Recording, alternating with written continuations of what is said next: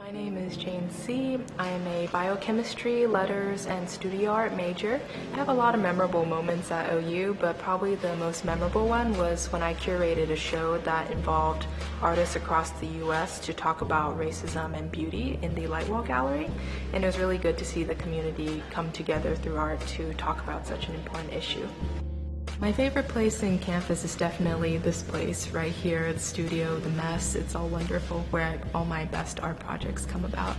If you don't have a space to make work, I feel like it's too easy not to make work. If I could describe OU in one word, it would be process, because we all come here with certain ideas, and through OU, our environment changes, the people we meet, affects us. And I think that we all go through our own process and come out at the end different from how we started.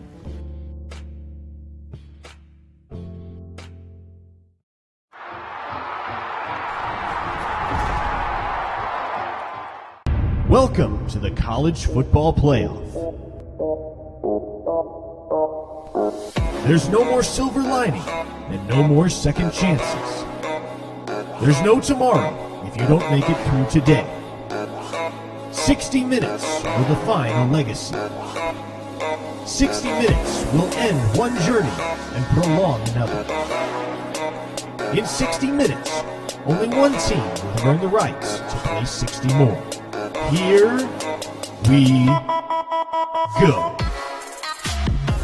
It's number 1 LSU and number 4 Oklahoma. This is Atlanta, Georgia. This is the Chick-fil-A Peach Bowl. And this is Gameday U.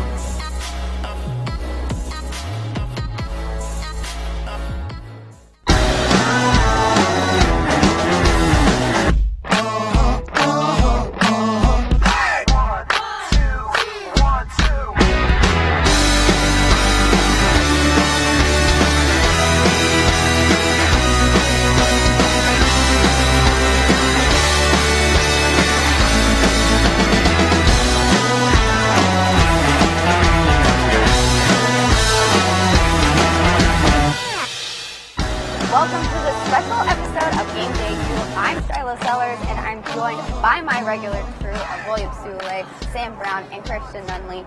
We are at the Mercedes-Benz Stadium. A lot is happening today. We currently have band practice happening behind us, so if we break out in dance moves or if you hear a tune, you know what that is. Guys. Yeah. This place is big. We are here. This place is really, really big. Semi-final. How do you feel right now? I mean, we went from Jerry World, a very impressive stadium, to this, which is arguably outdoing it, which is incredible. I mean, we're so blessed to be here. The Circle Jumbotron is the coolest thing I've seen in a while. They've been circling Chick-fil-A products on there the whole time, and I didn't eat breakfast, so we've been getting free Chick-fil-A all week. I am hungry. It's like walking in. When you first walk inside Jerry World, you look around, you're like, oh my goodness, and then you walk in through the tunnel here, and you're just like, oh my goodness! Looks like we've got some multiplication problems up here. It's an event. I'm so glad to be here. Well, guys, we are all here for one very simple reason. Yes. It's bowl season. We have a ton of things best season of all. going on. OU will take on LSU for the semifinal. I'm excited for that game. I'm a little nervous for OU, but I'm very excited. I think that's going to be some really great football. What do you guys think? Yeah, I think it'll be good. I mean, I think everyone knows that OU and LSU will be a matchup that everyone's going to be looking out for. A lot of things to look for. There's a lot of suspensions on the OU side of the ball, which is unfortunate, as OU fans might believe. I know the suspended players are having a good time, but the team's really going to miss them. Yeah, I think there's a lot of anticipation going into this game because it's been 3 weeks since Baylor, since that huge win, like we said, in Jerry World. Yeah. And now we're here in Atlanta for a huge matchup against LSU. It's hard to tell how this team's going to show out, and I think fans are really excited to see what product they see, especially given those suspensions earlier. Yeah, I mean, we've talked, you've mentioned it, Ronnie Perkins, Ramondre Stevenson, and Trajan Bridges are the names, the big names anyway, that we're expected to not have, in addition to a Delarian Turniel injury. Yeah, that's a tough one, too. Who might be playing? We've seen some reports earlier. He's not. He broke his collarbone. Like, that's not. Aaron Rodgers did it. Why can't he?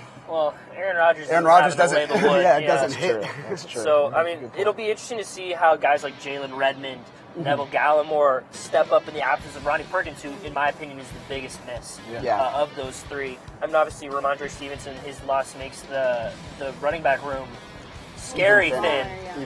Without Trey Sermon, so it could be. I think you mentioned to me off the air that Kennedy Brooks was saying TJ Pledger could be a household name. Yeah, he said after this game. Kennedy Brooks said after this game that a lot of people are going to know who TJ Pledger is. So far, not a lot of people know who TJ Pledger is. He's only got 8 carries for 62 yards on the year. But this is another opportunity. And we talk about that running back group that Lincoln Riley said at the start of the season was probably the deepest it's ever been since he's been here. Yeah. Now with Trey Sermon out for the year, with Ramondre Stevenson suspended, you're left with Kennedy Brooks, TJ Pledger, and Jalen Hurts, who ran 23 times for 38 yards against Baylor. LSU's defense is their run defense, very on or off. But at the same time, they've got to impose that run game with Kennedy Brooks and Jalen Hurts and find that success early on the ground. Yeah, one thing that truly surprised me yesterday when we were able to go to Media Day was the amount of confidence that LSU had. It seemed like they really weren't too worried about playing OU, and any of the weapons that OU has. I mean, they understood that CD's a playmaker. They understood that they had to get him on the ground. But it seemed like the defensive line of LSU was kind of sleeping on the offensive line of OU, and understandable. I mean, they're not what they were last year, but I still think you've got to give this OU squad a lot more respect. Yeah, I mean, I think it was it was beyond sleeping on. Yeah. It was just straight up disrespectful. Like they said, I don't remember who it was, but somebody said one of the LSU linebackers went as far as to say the OU's offensive line was not great. Like, Patrick quote, Queen. Clearly, quote, not great. Running backs, not great. The guy didn't even barely know who Kennedy Brooks was. They are out there. This LSU football team, I mean, Joe Burrow and Coach O obviously have been very boilerplate about their chances against OU. The rest of the team seems to be very, I would use a different word, cocky going into this game. And, I mean, they have every right to be. They're a 14-point favorite. Not a person in the world, especially not a person that lives in the Las Vegas County, is giving this Oklahoma Sooners team a chance. Yeah. And the LSU team, the players, to me, reflected that attitude. And Jamar Chase, wide receiver for LSU, literally said that OU's defensive backs are slow. I mean, those are some fighting. And in contrast, we all know that OU has had its defensive struggles, but to go as far as saying that they're slow, especially with the growth we've seen this season, I think in particular he was talking about those cornerbacks. And what I have to say to that is Parnell Motley. Yeah. Like, in the game against Baylor, Mims did not have a single reception because Motley was on him the whole entire time. I mean, you have to give credit where credit is due, and it's almost like it's like cockiness out of ignorance. Like they don't know these players, which surprises me because earlier today, Coach O, when asked about CeeDee Lamb, he's like, "Yeah, they got to keep him in front of him. They got to tackle him." I mean, he's a great player, and it surprises me that the coach is so knowledgeable, but he hasn't passed that down to his players. Yeah, and in contrast, if you followed Oklahoma's demeanor, was the complete opposite during Media Day. You know, I mentioned it to Christian yesterday. LSU was consistently confident. OU was consistently focused. They've been here before. They know what it takes to get the job done, even though they haven't gotten it done yet. But the attitude is there. This is Lincoln Riley's 4th trip now to the college football playoff, and he knows exactly what they got to do to get the victory, and the team is rallying behind that. They're really one team, all one group, and it's actually really refreshing to see. Yeah, and we've talked about some of the losses on the OU side of the ball, but arguably the biggest loss, I mean, obviously he's still questionable. Clyde Edwards-Helaire is one of the best players on LSU's team. I mean, he has 1,290 yards this year and 16 touchdowns, has had monster games all year, especially against Alabama. He has 3 touchdowns. Their next guy up, Tyrion Davis-Price, only has 60 carries for 270 yards. For context, Trey Sermon has more carries, yards, and touchdowns than that guy does up until this point this year, and he's been playing all year, and Trey Sermon has been hurt. So if he can't go, that's a huge loss for this LSU team that I think is, like, obviously Joe Burrow gets a lot of the credit for this offensive revival, and obviously, agreed. He's an incredible talent. We'll talk about him, I'm sure. But this team runs the ball a lot. Yes. They are still a very run-heavy offense. They had 20 carries in each of the games against Bama, Auburn, and Ole Miss, 3 of their biggest games of the year. I mean, obviously Ole Miss isn't as marquee, but it was one of the closer games that LSU has played this year. they're going to run the ball, and they're going to run the ball a lot, especially against what is now a reduced Oklahoma offensive line. And checkdowns, or defensive too. line. Yeah, exactly. So Checkdowns, he makes a lot of if plays he out of the can't backfield. play, he's game time decision according to Coach O. If he can't play, that's a huge loss for this LSU team that I think people are really kind of undervaluing right now, just because of how good Joe Burrow is. Yeah, and you talk about injured running backs, and he's not injured, but he's suspended. And you talked earlier about T.J. Pledger having the opportunity of a lifetime. Yeah. And you see Dak hop in when Tony gets injured, Right. and Tom Brady when Drew Bledsoe stars goes are down. born. Yeah. And this might be one of those games that T.J. Pledger has that really sets him apart from the rest of the group. He was hurt at the start of the season, so his numbers aren't what they would be if he would have played a full season. But I really do think this guy's good. He was great out returning. It seems like they've kind of minimized his role there. They don't really kick. Teams don't really kick to him. Yeah. And that might be why. Yeah, that might be why. I think he could have a breakout game, and we'll see what he's got. And another matchup, Justin Royals for Delarian Turner Yeah. Yell. That's another golden opportunity for him. Yeah. I have to say, I'm really excited to see CD out here because I know we've been talking about our running back game, but man, every time he plays, watching him from the press box during the Big 12 championship, you think he can't get better, and then he does. And it's so amazing, just his ability. Once he even has the ball to run it and to make his turns and stuff, I'm expecting those star players to really bring the game. People like K9 and CD, I expect to have unbelievable games from them. This is the stage to do it. Yeah. And they already kind of brought it out on the Big 12, but a league championship game is one thing.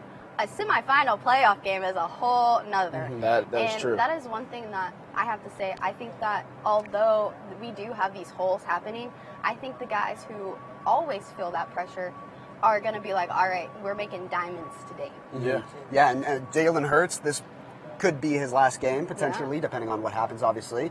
CeeDee Lamb will probably go to the draft. Kenneth Murray will probably go to the draft. Creed Humphreys, a maybe. This will be Neville Gallimore's potentially last game.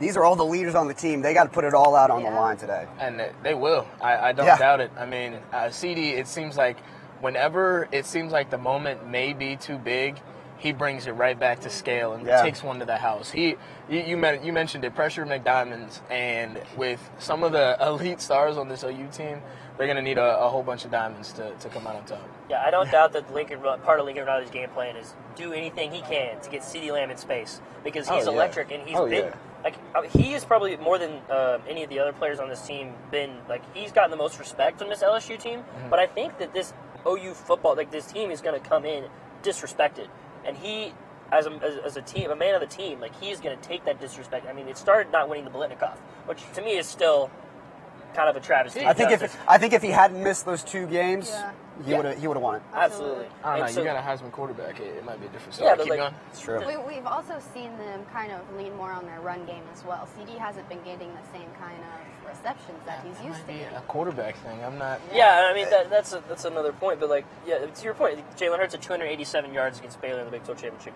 CD was 173 of those, and He had a lot of that catches, came. It came on yards after the catch. That's what he does. We talked about this off air That's his MO, yesterday. I mean, this offense for Oklahoma, it's just so different the way Lincoln Riley has structured it to be for Jalen Hurts, in that there's not a lot of deep throws. It's one of the things that people talk about with Jalen Hurts. So it'll be interesting to see if LSU kind of keys on that.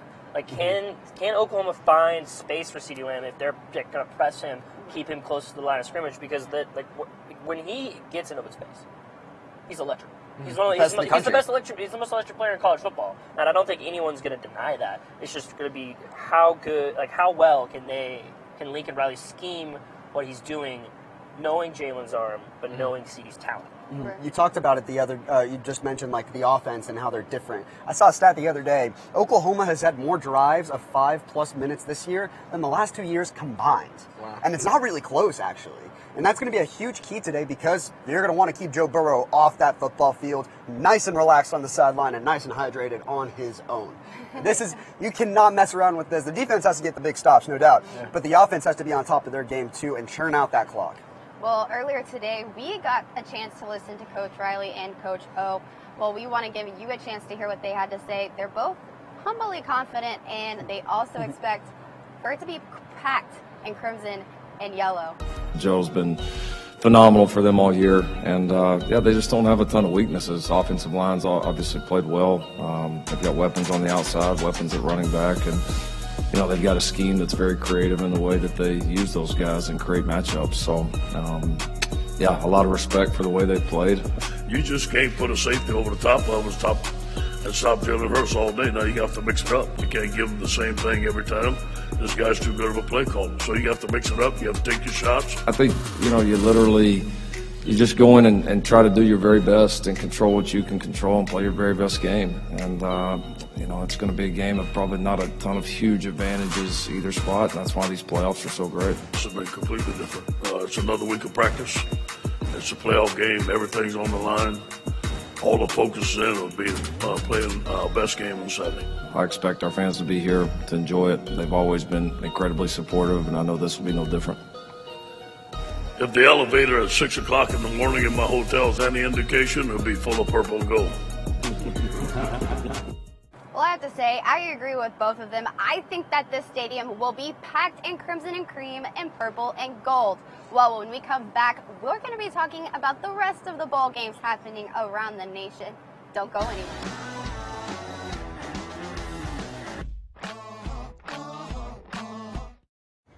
We need to go meet the guys. I'm lit. Can you drive? Pool party at Jesse's. Can you drive? Will you drive? I'm a little toasty.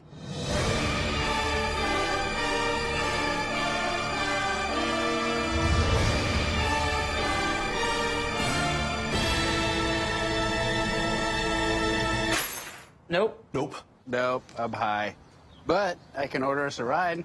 Okay. Friendly reminder, don't drive high. If you feel different, you drive different. Did you know that the arts make a significant impact on education, the economy, and our quality of life in Oklahoma? Providing more than 10,000 jobs statewide, filtering more than $314 million into our economy? Yes, the arts create all kinds of beautiful things. And making Oklahoma an even better place to live is the most beautiful thing of all. It doesn't take a big donation to make big things happen. Support Allied Arts today. A little give is all it takes. We're growing every week. Every week. You're good luck. All of our goals are still in front of us. I'm ready to get back to work. That's a good See, that's a good question. There you go. Dance skills are a little rusty. Could only be found right here. Let's go in there and win a championship. There's 8 other girls in that boat with you. And so... Haley. Yes. Come on. Please.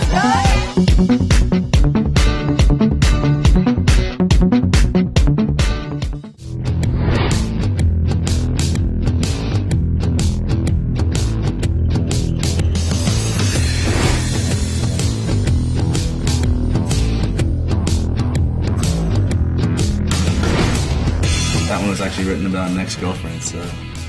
But since I'm writing the song, it gets to have a happy ending.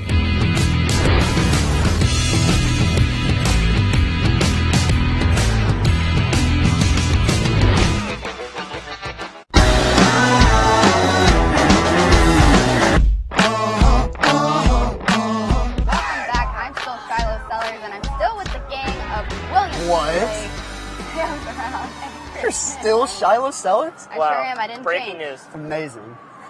Well, guys, we're going to take a quick look around to all the different bowls that are happening. And Yes, we are. first things first, let's start with the Cotton Bowl. We got Memphis and Penn State. Christian, take it away for us. I'm going to have to go with Penn State in this one. I think Penn State's going to come away with a win. I'm not sure what Sean Clifford's availability will be for this game. But I think, although he's had some up and downs throughout the season, I still think he's a great quarterback. They've got a whole bunch of weapons. KJ Hamler is one that's a dynamic player. I'm not too high on this Memphis team. They've done a lot better this season than they have in years past. But Yeah. I'm going to have to go Penn State. I believe the spread is, -7 Penn State? So I think Memphis will cover that, but I'm going to have to go Penn State. I'm gonna go with Penn State as well, but I actually think it's gonna be a lot closer than I think you imagine. I'm excited for this one. I think there's gonna be a lot of points scored on both sides. Obviously, yeah, you talked about Sean Clifford and his availability. As a sophomore, he's shown a lot of flashes. The one key for me, I think, that's gonna make this game close. Brady White has had over at least two touchdown passes in all but 2 games this season. Meanwhile, Penn State is 78th in the country in pass defense. Kenneth Gainwell from Memphis, the freshman, almost 2,000 yards from scrimmage. he's a monster too. I think there's going to be a lot of points, and I think Memphis could really surprise some people. And even if they don't win this one, you're going to want to look out for them next year because Brady White will be back. DeMonte Coates will be back. Kenneth Gainwell will be back as a sophomore. That team's going to be one to look for moving forward. I think Penn State edges them out in a really close one. Yeah, I think I'm along the same lines as you. I have Penn State winning this game, but I really wanted to pick Memphis if they'd kept their coach. It's enticing. Yeah, like, that's what actually. If Norvell stays, I'm slamming Memphis in this one, and I think that's why the spread is as big as it is. I think this game on pay, like if you look at just the statistics, I mean Memphis's offense is electric. I mean, you mentioned Brady White, 3,560 yards, 33 touchdowns this year. Gainwell, 1,400 on the ground. DeMonte Coates is the guy that you mentioned. 1,000-yard receiver this year. Like that's a pretty good offensive trio right there, especially from a bunch of young guys. This Penn State team has been up and down. They've shown flashes of being elite. They've also been very mediocre at times. If I was sitting there the whole time I was sitting there, I was like, man, I really want to pick Memphis. It's so enticing. Do you remember, real quick, you remember a couple years ago when Scott Frost left UCF for Nebraska and UCF still beat Auburn, or they hung with Auburn at least? Yeah. That's what I'm thinking. It could be a competitive game either way. I wouldn't be surprised at all to see Memphis pull this one out. Like, they're a really good offense. Obviously, it's the eternal question of Group of Five versus Power Five. Like, can this team put up that kind of numbers against a good Penn State defense? Not a great Penn State defense, albeit. But if Norvell had stayed, 100%, I'm picking Memphis. But the head coaching change, it's hard to see a team beating up. I just don't feel good enough about it to pick Memphis in this one. Yeah. Yeah, I'm with all of you guys on this one too. I'm picking Penn State as well for a lot of the same reasons you guys have. Another thing for me, and Sam kind of touched on this a little bit, Memphis is a really young team. Yeah. And for that reason, I've got to put the edge to Penn State. Penn State's only 2 losses came against top 25 ranked opponents. I mean, Penn State has been, off and on in my eyes just throughout the season, but I don't think that they've been as wishy-washy as Memphis, and so for that tried and true kind of stability, I've got to go with Penn State. Yeah, they've played 4 AP Top 25 teams, have lost 2, but it's so important to go through those trials and tribulations throughout a season, and that's what Penn State has. They've been through a lot, and they've got a lot of battle scars, so that's another reason I picked Penn State. Well, I feel like we flew through the Cotton Bowl because we just all agree, which should never happen. Contrary to popular belief, the Cotton Bowl is actually a New Year's Six Bowl. Some people don't know that. Fun fact. Thanks for the clarification, Tua. I appreciate that. Somebody on this set has once said, there you go. But I wonder who that could have been. A little more juicy matchups than the rest of the New Year's Six. Well, not that far away from the Peach Bowl is going to be the Orange Bowl. Yes, it will.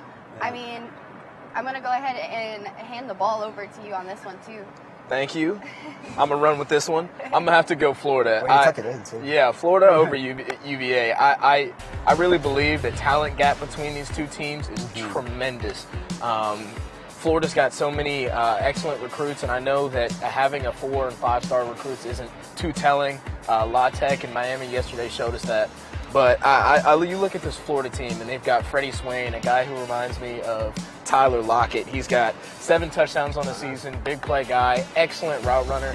And then they've got Kyle Pitts, who's technically their tight end, but plays more outside as a receiver. He leads the team with 51 catches, just over 5 a game. He's so impressive, and he seems like a guy that Kyle Trask can really trust. And I didn't expect much from this Florida team after Felipe Franks went down, but Kyle Trask is really taking that role and running with it. So I'm gonna have to go with Florida in this one. I believe they're 14.5-point favorites. I saw it at 14. That's tough.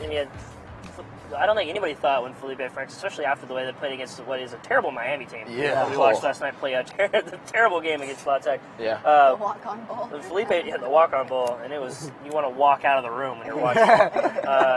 Felipe Franks went down, and then Kyle Trask has made not only been a serviceable replacement, he's been a lot better. Yeah. Like, so much better. Like, Felipe Franks was like the new Jameis Winston. He was kind of all over the place. And Kyle Trask has really brought a lot of stability to this team. I have to say, for like, sure. he is, for me, the superior quarterback in that sense. I think their pass game and then their pass rush game with Grenard or Grenard. Yeah, Grenard. Both Their of those, defense. I think, really like pushes it. Absolutely. Florida's defense, and that's the thing with UVA is I don't think have really faced that kind of level of defense. They faced Clemson. We saw how well that went. Like yeah. really well. Yeah. I mean, 62-7. A lot to a little. I just don't think that they really have what it's gonna need to push back on this Florida defense. I mean, Florida's only allowed 299 yards, whereas UVA has only in total gotten 390. Yeah. I mean, the numbers speak for themselves. I think Florida will pull this out. Yeah, the key there is also the rushing offense. Florida, 120th in the country. LaMichael Pirine, actually Samaje Pirine's cousin, fun fact there. He's their leading rusher at just over 500 yards. That's not going to do it. Bryce Perkins is a stud for Virginia, but I think they'll keep it close early, and then Florida will pull away late. Yeah, I'm Florida on this one, too. You mentioned him. Jonathan Grenard leads the team with 8.5 sacks this year. I expect him to have a big game.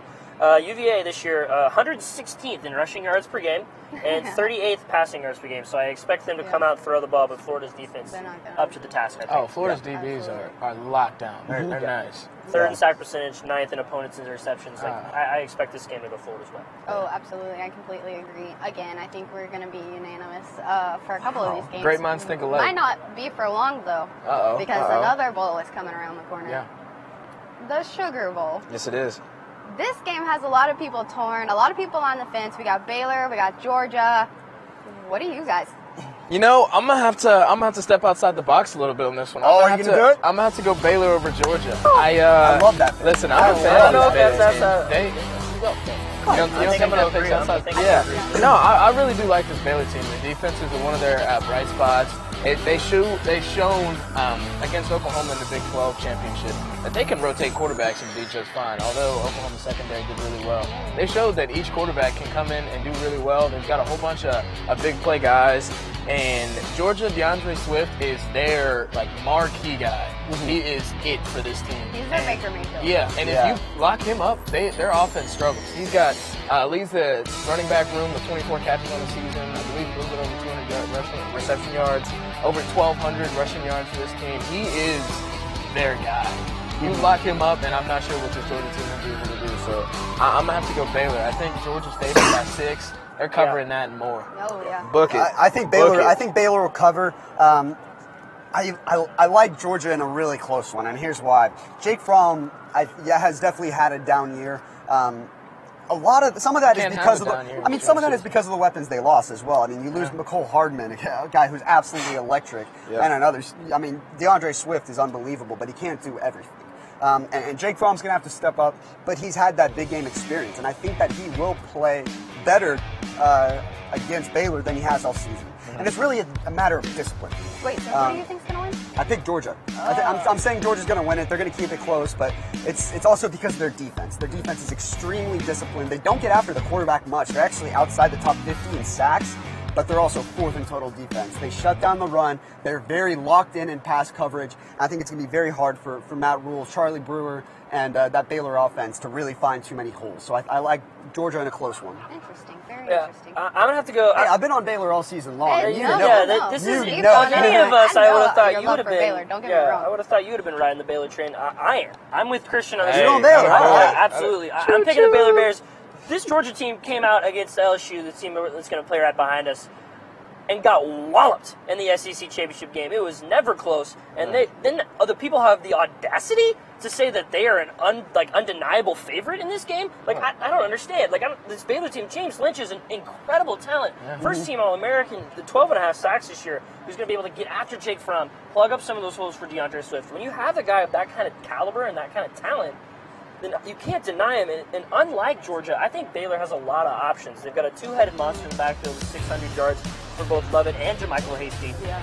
This is a really good Baylor team on both sides of the ball, and I think that they're getting disrespected in a lot of the same way Oklahoma's getting disrespected in this Peach Bowl game. And I think that Matt Rule's going to come out and have them ready to go. The Big 12 hate, it's nothing new. Yeah. We've seen this before. Either way, I'm very excited about it. The Big 12 has a great record in the Sugar Bowl recently. I see what you did there. I mean, I bought my ticket. Choo-choo, I'm on the Baylor train finally, too. Wow. I mean, I think that they're going to take this Tell as Sam well. to bounce. That's crazy. I didn't It realize just all I was comes going to be the down only one to picking Georgia. Georgia has been so wishy-washy. They are a good team at times. You see them really make those mental mistakes that you just can't make. And Baylor, I mean, I don't even remember all the quarterbacks' names they put into the Big 12. But, man, like, every one of them really showed up and showed out. At first, when I saw Charlie Brewer go down, I was like, all right, this is in the bag. It wasn't. And that's what was really, really shocking to me. Another big thing is they have one thing that is going to be key in this game is utilizing Denzel Mims. And I think not having as great of a cornerback like Parnell Motley to hold him, I think he might go off. And I think that's definitely what they need to do. But unfortunately, that's all the time we have right now. Don't go anywhere because there are 2 bowls left on our agenda, the Rose Bowl and the Fiesta Bowl. We'll be right back.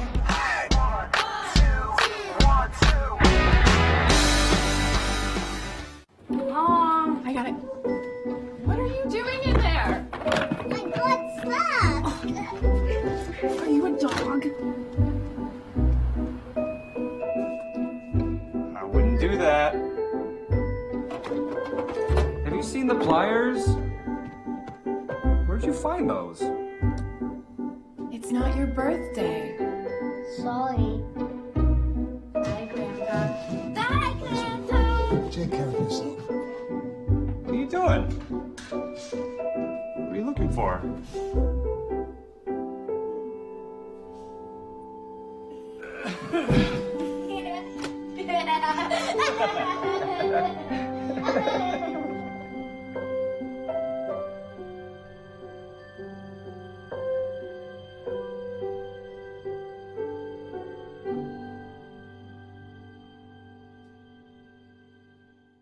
Metal music is just screaming and growling, and that's just one subgenre of metal. There are so many different other ones. I'm Glenn Flansburgh, and I host the Crimson Metal Show. Probably most students would benefit from participating in the radio practicum. You learn how to use an audio board. You learn how to communicate with call-in artists. You learn how to conduct interviews as well as programming and pre-production work. It's a very well-rounded program that benefits a lot of different aspects of the creative media program. Anyone who is interested in music and music broadcasting, take the practicum. It's a super fun course, 1 credit hour, but you learn a lot. You know, music really helps tell a story. Having this radio station here and to really help push music and independent artists is a good thing and should be highly encouraged.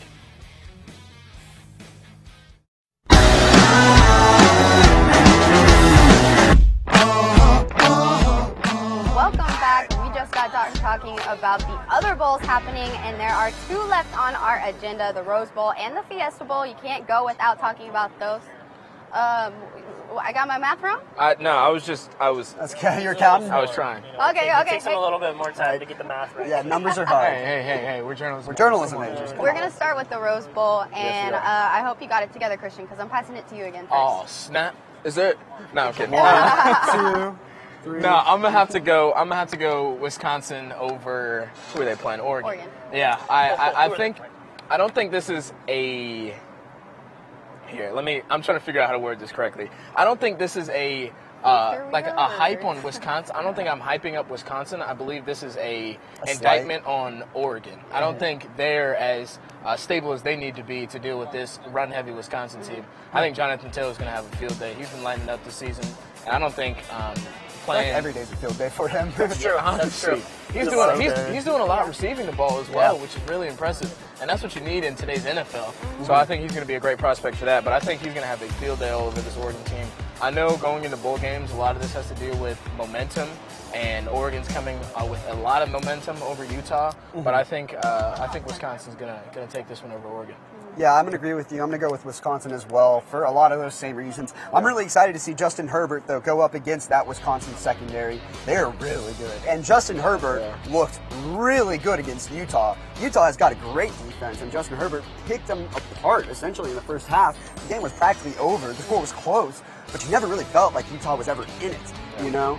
So I'm excited to see how those two match up. You talked about Jonathan Taylor. Quintez Cephas, too, the wide receiver for Wisconsin against Oregon's secondary, which is also a little up and down, but they've been solid. Oregon's defense as a whole is a really solid unit. And they've had their moments, but they've also had some really positive moments. So Quintez Cephas, can Jack Code be consistent with the football?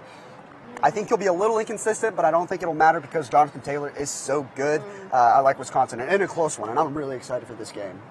I like Wisconsin too, and as much as I want to believe in my heart that it was statistically based, it wasn't. It was just because I love the Badgers, and I don't even really know why. It's just because I am dying on that mountain. I believed in them. They came through for me. Wait, who'd you say would win the Big Ten? Hey, they were winning at halftime. They were there. Okay, They were winning at half. To my point, they looked really good in the first half against a really, really good Ohio State team, which I think we're going to get to in a little bit.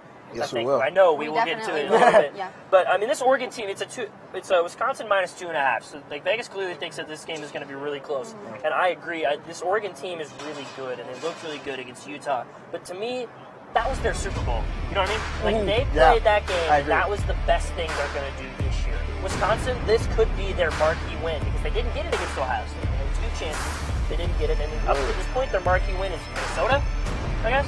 And I expect Zach Bond, who TJ Fleck rode that boat, baby. he did, and then he rode it right into a Badger den that just smacked him. But keep rowing. I expect Zach Bond to come out in this game. He has 71 tackles, 19.5 tackles for loss, 12.5 sacks this year against what is a Joe Moore Award finalist offensive line in Oregon, which is something that I think people don't know. I don't really think about it. Panay Sewell, left tackle for Oregon, one of the best offensive tackles in the country. He's going to be a top 10 pick in a couple years. Hopefully, never Bronco. God bless. But this Wisconsin defense is no joke. If they can shut down the run, I think that they really are. Herbert, like you said, has been really good at times, but he's also been very inconsistent. So for me, it's going to come down to Herbert's motivation in this game, whether or not because he's got one eye in the NFL. Yep. So he's looking at the draft combine. He's got a lot of things going on. Jonathan Taylor comes out in this game. He's 91 yards away from 2,000. I think he wants to get there. He wants it. I think he wants it really bad. What? So I think Wisconsin comes out in this game, shuts down Oregon's run, disrupts Herbert in the backfield, and does enough in what I believe to be low-scoring game to pull it out of a victory. You touched on a really important point, is that these players have so much going on towards the end of the year that whenever you do have star athletes that are seniors that are getting ready to move on, you do have to start to worry about their focus. And I'm with you. I think Herbert might be a little discombobulated just because he's got so much going on. I mean, it's really hard. It's hard for me to keep my life together. I couldn't even imagine being a college football quarterback. So there's no telling. But I've always had a soft spot for the Ducks. I don't know why. I guess it's like you and your Badgers. It might be the jerseys. Are so cool. It might be the jerseys. It might be really like fluffy ducks are really cute. I don't know. But I have to give it to Will's Badgers on this one. That defense, I mean, with Herbert being wishy-washy, you can't indefinitely know how well he's going to go up against that defense. I mean, and it really is just that combination for me that really sells it to Wisconsin. I do think it's going to be a great game. It's going to be one of those that it's back and forth and you're yelling at your TV and you're laughing at the same time. I mean, it's going to be a crazy game for sure. Just overall, I just think Taylor, I mean, Sam, you talked about him. He had 299 carries for 1909 yards. I mean, that's a big 91. Number. He's a beast. He is a beast. Absolutely. And I think that he's just going to run amok on the Ducks. But moving on to the last game. Woo! To arguably, probably, I think this is going to be the closest game out of all of them. This is a toss-up. The Fiesta Bowl. It's going to be Ohio State against the reigning champs, Clemson. Christian, who you got? I'm going to have to go Ohio State in this one. I hate to say it. I really don't like the Buckeyes. I've just grown up with a strong distaste for Ohio State, or distrust and dislike for Ohio State, but I'm going to have to go with Ohio State in this one. I believe the spread's -2 Clemson. I think Ohio State covers that and a little bit more. Listen, Clemson's dominated all season, and I'm not saying that they're not a excellent team, but you've got to look at their schedule. They've got 2 top 25 wins, 1 to Texas A&M. I mean, And then their second top 25 win to Virginia. And Virginia, like I said earlier, there's a huge talent gap between them and the rest of Power 5 conferences. They're not like one of those marquee teams that have a whole bunch of great recruits. Doesn't mean too much, but still. Ohio State, you look at their schedule, 5 top 25 wins, each of them by double digits. They've dominated every single team they put in front of them. J.K. Dobbins, one of the most electric running backs in college football. He's got 283 carries, 1,800 yards, and 20 touchdowns. Justin Fields, over 200 completions for 3,000 yards and 40 touchdowns. Like, this Ohio State team is so complete on every facet of the ball. Chris Arnett Jr., their corner, is going to be electric on Sundays. Like, you look top to bottom on this Ohio State roster, and they are so... Honestly, I think in a few years you're going to see like 5, 7 of these guys on this Ohio State team playing well on Sundays. I just think there's too much of a gap between Ohio State and Clemson. I think I'm going to have to go Ohio State. See, Christian and I, great minds think alike. We usually we're on the same page a lot. Yeah. We're not on the same page today. I'm going to rock with Clemson. You're tripping. You're tripping. There's a couple reasons why. I'll start with Ohio State. First of all, there's a ton of matchups to love about this game. Yeah. You've got Justin Fields against Isaiah Simmons, Clemson's linebacker, and J.K. Dobbins against that run defense for Clemson. You got Trevor Lawrence against Jeffrey Okudah and Damon Arnett. They're the only pair of outside corners in the country to allow 1 or fewer touchdowns all season. Thank you for helping prove AKA 1. No, that's what I'm saying. Yeah. There's a ton of talent there in this game. Yeah, there is. Here's what I will say. I said Chris Arnett, Damon Arnett, yeah. Here's what I will say. Ohio State, like Christian mentioned, has 5 top 25 wins. It's a lot of wear and tear over the course of the season. And you saw that sort of, in a sense, against Wisconsin. They were leading at halftime. Ohio State had to come back, and they did control the second half. Yeah. But you're starting to see it. Justin Fields has said himself he is not going to be 100% for this game. He said he doesn't feel like he can move entirely the way he wants to. And in this situation, it's going to be the biggest game of his life. It's going to be the biggest game of Ryan Day's life, biggest game of J.K. Dobbins' life. Trevor Lawrence has been here before. Yeah. Remember what Trevor Lawrence did last year in the college football playoff?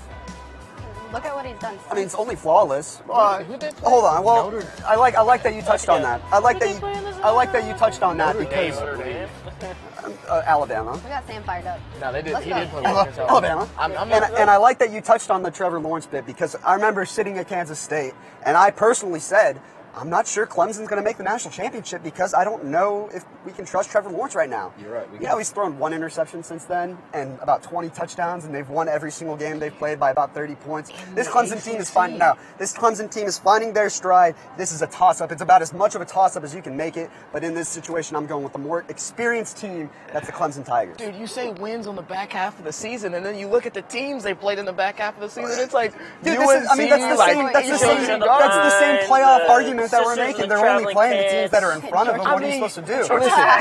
They played the same team. They played almost those same teams last year. Obviously, players come, players go. I understand, but they played the same teams. You had can't the same say record. they're dominating the back half of their schedule. When you look at the back half of their schedule, and they're playing like who Ohio State played in the first 3 games. They look like non-con. But at the same time, you can't tell me Ohio State's been dominating the back half of the season either. I think there's a lot of wear and tear. I think they can. They played a Michigan team and ran them out of the house. Michigan in their own house. No, I don't even want to hear this Michigan take. Michigan sucks. Okay, you're gonna sit here and tell me that you could talk about wins over non-quality opponents and Georgia Tech and North Carolina, and then Michigan comes. Michigan would beat an all-star team of the ACC by 40. I don't put that much stock into that because I don't even think Michigan's that good. I don't put that much stock. It doesn't matter. I don't put nearly as much stock into who they play because I'll tell you what, Clemson played those exact same teams last year. You know what happened? They put up the first 15-0 season in college football history. The ACC was so much better last year. Thanks for coming by. Is that Stanford Steve? Okay, well, believe it or not, there are more than 2 people on this panel, so I'm going to get to my pick. I'm with Christian. Yes, I'm picking Ohio State. Smart man. Top to bottom, they're an unbelievably talented program. Chase Young might be the best player in college football this decade. He's a monster. Yeah, I don't know how we didn't mention that. I don't know how we didn't get to that. You walk all the way through. He's an animal. An absolute beast. The fact that he's even people are talking people should take him over Joe Burrow because of how good he is. He doesn't need a quarterback, just how good he is. Bengals draft number 1. A disruptive force. Yeah. And while you talk about this Clemson team obviously has the experience, it's hard to win back-to-back matches. It's I never really said it wasn't. hard. And when you come into this game, like Dabo's trying to like get them all like angry or whatever, like they slide it. No one's sliding Clemson. They're favored. Ohio State's going to come into this game knowing. I think they'll feel a little more slighted. They're not here playing Oklahoma in the Peach Bowl.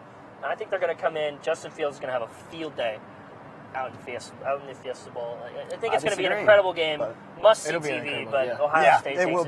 If there's one thing we can agree on, this is must-watch television. Absolutely. Oh, absolutely. Yes, it is. But Sam is big time outvoted because I am That's eating fine the with me. Buckeye pie as well. Eat it. A big thing, and I brought it up earlier, is Trevor Lawrence hasn't really had, like, he balled out last year and then kind of sizzled down for me. Like, I mean, he hasn't been, everyone thought that he was this breakout star, was going to be amazing, and that's not what happened. He's only throwing 40 touchdowns. Oh, shit. Against the I mean, School of the Blind. he has Justin good yardage, Fields put up and yardage he's against not. Maryland. Neither of I these would teams do are that. bad. That's the thing. Neither of these teams are bad. It's who do you think under pressure can pull it out? And I've got to give it to Ohio. I mean, they have beat the crap, pummeled them.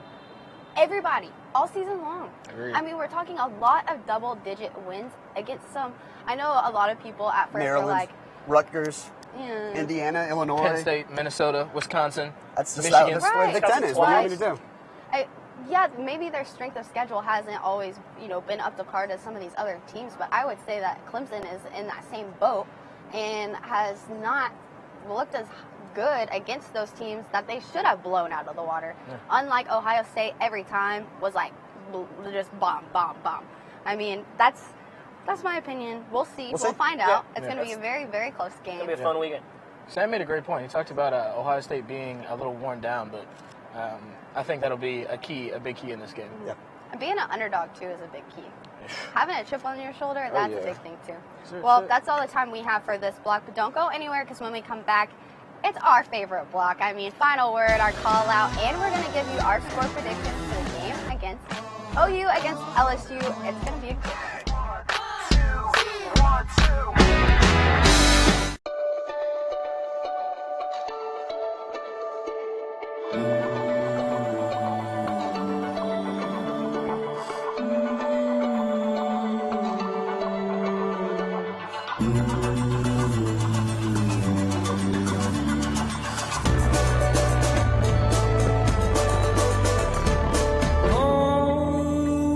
Suppose now shush, she makes the sound she makes to calm me down.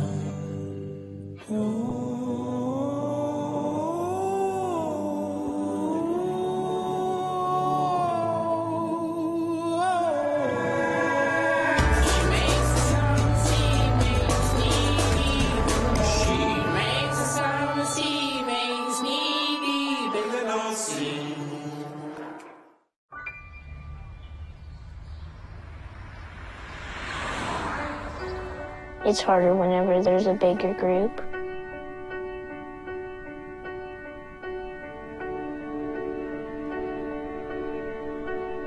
Pretty much a good day for me would be people leaving their hands off of me. I'm always called names. Everywhere that I go, there's always someone calling me names, calling me gay. I've been choked. Thrown up against a wall, punched. Nobody's ever tried to help me.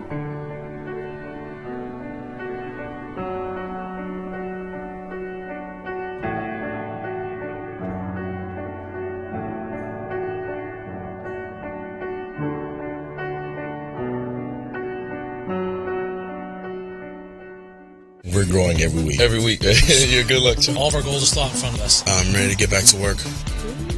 See, that's a good question. There you go. Dance skills are a little rusty. Could only be found right here. Let's go on down and win a championship. There's 8 other girls in that boat with you. I'm so... Haley. Yes.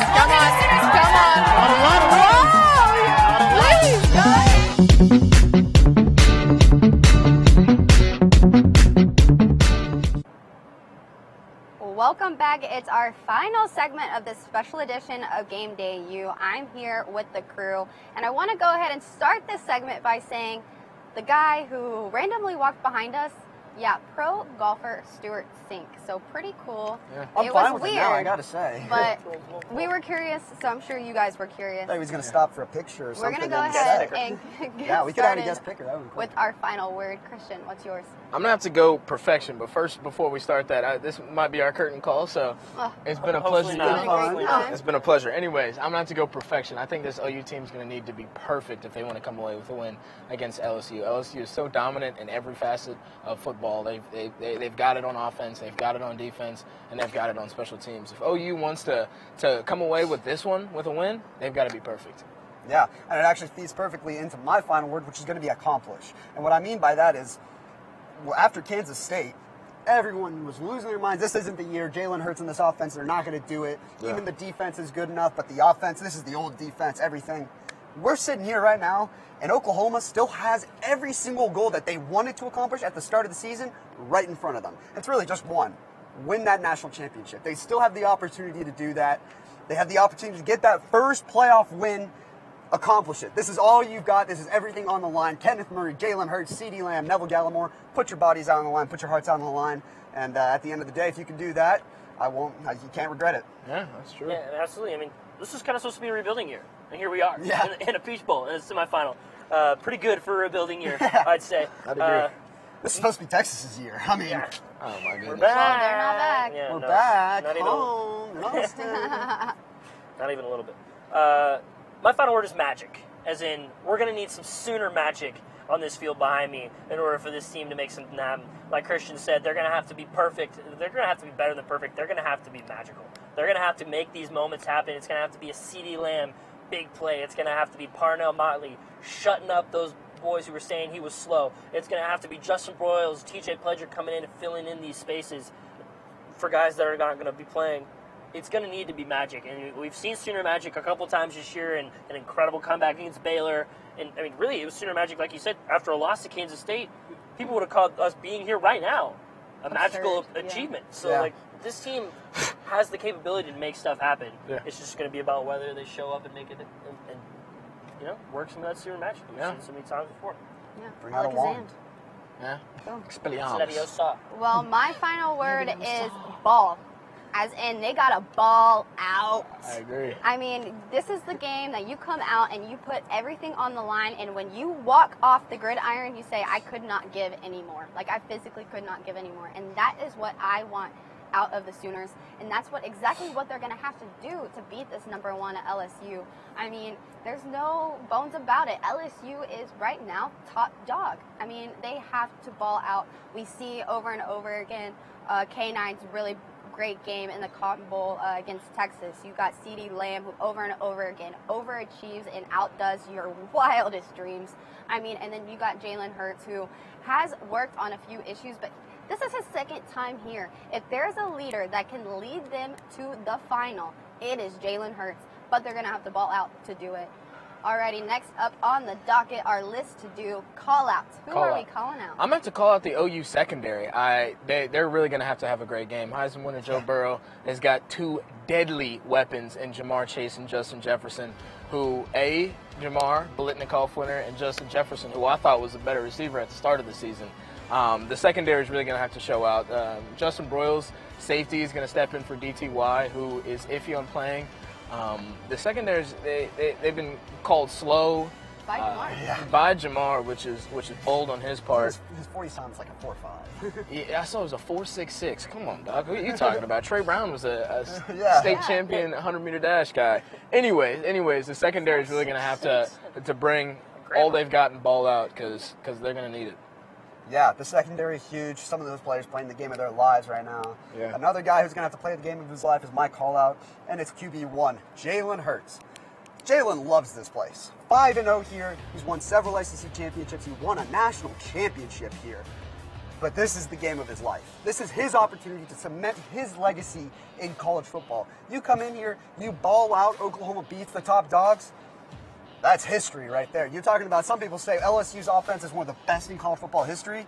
here's your chance to go outplay them. We know how Jalen Hurts performs in the postseason. There's just a different feel about him. And as you said, they were going to need to get him to the ground, hit him hard, hit him a lot, never let him get a feel for the game. I think Jalen Hurts is already in a groove right now. I think he's locked in on what he wants, and as a result, the rest of the team is. But he's got to be the star out here when the Sooners and Tigers square off. Yeah, absolutely. And before I even get to mine, I mean, you called Trey Brown slow. Lily running faster than Tyreek Hill. I don't know if you saw the video. He literally was running faster than Tyreek Hill has ever run on a football field to chase down that Baylor defender in the Big 12 title game. Play the game, and you call that man slow? Disrespectful. But my call out is Neville Gallimore for a lot of reasons. But the biggest to me is that if you're gonna beat Joe Burrow, you're gonna have to tackle Joe Burrow. And you can't let him sit back there with a clean pocket, especially now more than ever with Ronnie Perkins, the man who led this team in sacks, coming out and is going to be out for this game. Neville Gallimore, you're the leader of that defense, or one of them with K9. The leader of that defensive line. You got to step up, make some chaos happen in that backfield. Don't let Joe Burrow be comfortable, because if he's comfortable, he's going to tear him apart. Good point. My call out is not going to be on the field. They're going to be watching what's going down. My call out is going to be Sooner Nation. And the reason why they're my call out is because over and over again, you see, especially the Sooner defense, throwing their hands up, hyping up the crowd. They need that energy, and they're going to need it more than ever in the game against LSU. Sooner Nation, they got to fly down here. They got to come to the Peach Bowl. They got to pack the stands, this beautiful stadium, and they have to give the Sooners the energy and the support they need to ball out. It's also worth noting, reports show the tickets, it's going to be about almost 2/3 LSU fans in here. Yeah. Sooner fans not traveling great. Obviously, it's essentially a road game. But they got to come out and be loud. I agree. Absolutely. Well, unfortunate. We've talked about it a lot so far about LSU kind of disrespecting those OU players. I think we should let you hear just how our Sooners feel about the disrespect. I think at the end of the day, it's going to be a 60-minute ball game played on Saturday, and I'm just ready to play. It's just a part of football. You know, it's always going to be an underdog, but for them to say it's 3 teams and just one just there to placeholder, I mean, it don't hurt us, just make us go harder. Our job is going to be the same thing no matter who we're playing against, you know, if we're playing against Goliath or if we're playing against a midget, you know. You know, they haven't been in our locker room. They haven't seen what we have, and, you know, we're just going to come out there and do our job, and, you know, we're just going to show the world, you know, what Oklahoma football is. The part about disrespecting an underdog is that they can come back and bite you in the butt. I mean, last thing for us is going to be our score predictions and who we think we're going to win. So, Christian, what do you got? I'm going to have to go with LSU in this one. I think they're a much more complete team. I think they'll come away with a win 35-24.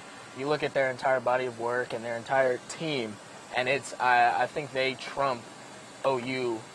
You know, you just look to you look at their top dogs and you look at OU's top dogs, and sure they're similar, but you look at the rest of LSU's team in between those stars, I think they're better. LSU's favored by 13.5. You said 14 by some stretches. Yep. And I think OU covers, but I think LSU comes away with a win here. Yeah, it hurts, man. This is so hard to pick because I feel like Oklahoma just wants this one so much more than LSU has. That's just the feeling we've gotten all week long. Yeah. Is that they're focused, they know what they want to do.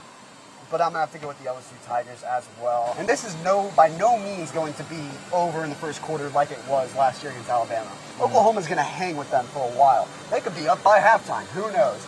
I just think there's too much riding for LSU right now. Joe Burrow is on a tear. Their wide receivers are unbelievable. Even with Clyde Edwards-Helaire, not 100%, they still got some talent there. Like Christian said, they're just a little bit of a more complete team, and it's so hard because I think Oklahoma will keep it close, and it's going to be a good fight. It's going to be a dog fight. I've got the Tigers pulling away late. Yeah, you mentioned that OU really wants it, but I think players getting suspended on substance abuse charges shows that they really don't. You know, it's something that's inexcusable. Maybe some players don't. I don't know. Yeah, I think the ones that are here in Atlanta right now that we've talked to all week long are absolutely locked in on what they want to do. No, yeah. I think they want it now more than ever. I think Lincoln Riley wants it now more than ever. It's just tough because I don't think it'll happen. Yeah, we'll see. Yeah, I mean, it's hard when you come into a game like they were going to be tough. It was tough sledding for OU coming into this game anyway. To have suspensions and then the DTY injury makes things even more difficult. I feel like that one's the biggest blow. Oh yeah. Yeah, absolutely. But it hurts me as well. But I've got to go LSU as well. LSU 35-27. I think Oklahoma keeps this game close, and I think Oklahoma's going to come out and show that they are being disrespected, and they're going to come out and they're going to make. I think they take the lead, and they could be even leading at halftime. I just think that this LSU's team is too talented to beat them on just sheer disrespect alone. Like, I don't think the feeling of being disrespected is enough for this OU team to come out and really put this LSU team away. I think they get into the red zone and really just pound OU's depleted defensive line. I see LSU taking this one. It's going to be closer than I think America and especially Vegas thinks it's going to be, because I think this OU team is really talented, and they're obviously being a huge underdog right now. But to me, it's still got to be LSU. I look down and I see this beautiful class ring that I have on. It's flexing on all of Shiloh graduated. I did. I graduated a couple weeks ago, by the way. Thank you. Woo! She's an adult now, and we're still maybe in college. Maybe Whoa, speak for it yourself. is the Airhead alumni in me now. But I like where this is going. I got OU winning it, baby! Yeah! That's what I want. It's going to be a close game for them to get it, and that is what it is. I think it'll be a close game regardless of who wins. Yeah. But the thing is I have to disagree. I think that they do want it. I think they all want it. And, a lot of these guys have a lot going on. They've got a lot on their plate, and for whatever reason, you might make some bad decisions. Yeah. But you have to remember, they're being the underdog, yeah, getting disrespected, having to deal with the mess that is social media, they're going to come out and they're going to say, watch this. And so for that reason, OU takes it 31-24.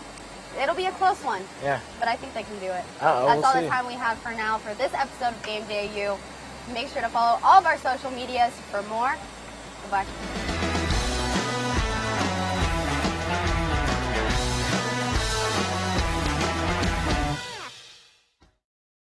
The average text takes your eyes off the road for nearly 5 seconds. At highway speeds, that's enough time to travel the length of a football field. Stop the texts, stop the wrecks.